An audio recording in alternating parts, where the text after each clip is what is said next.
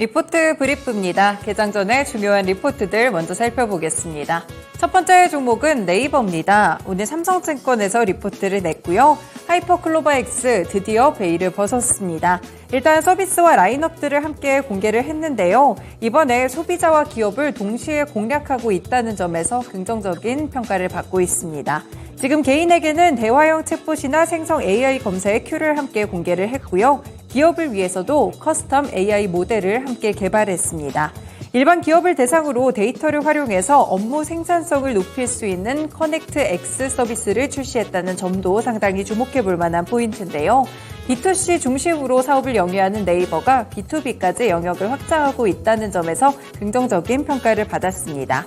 새로운 수요로 연결이 될 수 있겠고요. 그리고 이번에 하이퍼클로버 X를 통해서 기존의 서비스 경쟁력과 더불어 생태계를 강화하는 효과를 얻을 수 있을 것으로 보입니다. 생성형 검색과 챗봇 서비스는 상품 구매와 결제 등으로 구매로 전환되는 비율 자체가 높아질 것이라고 봤는데요. 커머스와 콘텐츠 생태계 활성화에 기여할 전망이라고 보면서 목표 주가는 38만 원까지 상향 조정했습니다. 네, 두 번째 종목은 셀트리온입니다. 한국투자증권 리포트고요. 합병을 통해 중장기적인 성장에 주목하고 있는데요. 어제 서정진 회장이 온라인 간담회를 열었습니다. 여기서 이 합병법인의 바이오시밀러 가이던스가 구체적으로 제시가 됐다는 점이 특징이었는데요. 총 시밀러의 제품 매출은 3조 5천억 원 정도로 추산하고 있고요. 그 가운데 램시마 SC가 1조 원 정도로 가장 많은 매출이 전망되고 있습니다. 이 중장기적인 성장을 위해서 합병이 필요한 것은 사실입니다. 시밀러의 원가 경쟁력을 확보하고 거래 구조의 투명성을 제고하는 효과를 가져올 수 있는데요. 하지만 합병 첫 해에는 재고 자산에 따른 매출 원가율이 증가가 될 것으로 보이면서 이 부분에는 조금 좋지 않은 영향이 있을 것으로 보입니다.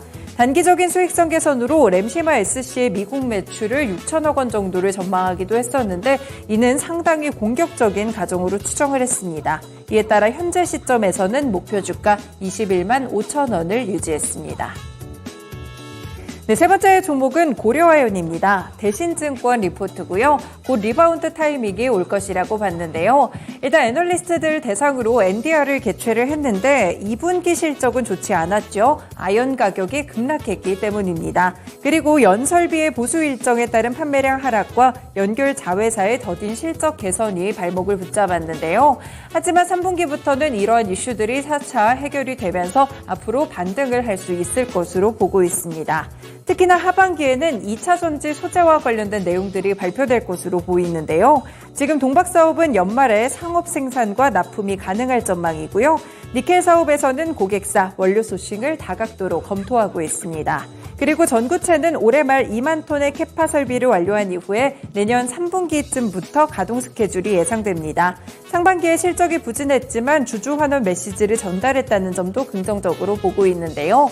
이에 따라 좋지 않은 실적에도 앞으로의 전망에 포인트를 두며 목표 주가는 70만 원을 유지했습니다.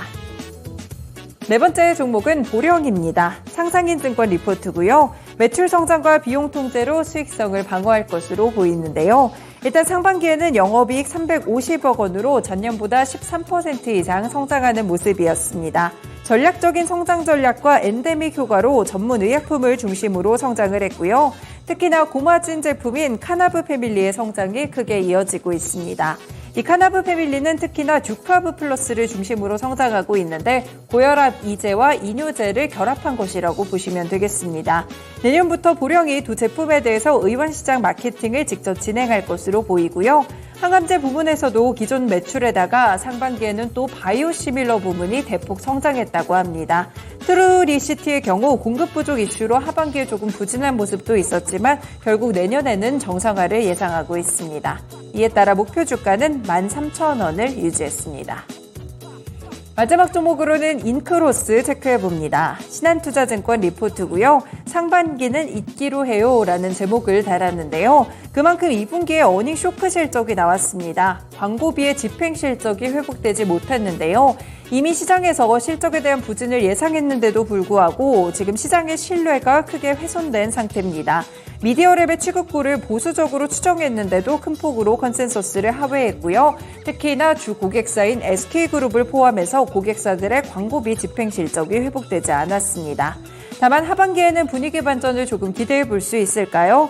지금 실적 악화의 원인들이 조금씩 사라지고 있는데요. 디지털 광고 시장이 아주 빠르게 회복을 하지는 않겠지만 그래도 반등을 줄 수 있을 것이라고 보는 가운데 T들은 분기 실적 최대치를 경신했습니다. 그래서 관건은 미디어랩의 회복세가 되겠습니다. 다만 현재 시점에서는 목표 주가 17,000원까지 하향 조정했습니다. 네, 오늘도 이렇게 5가지 리포트 먼저 살펴봤습니다. 리포트 브리프였습니다.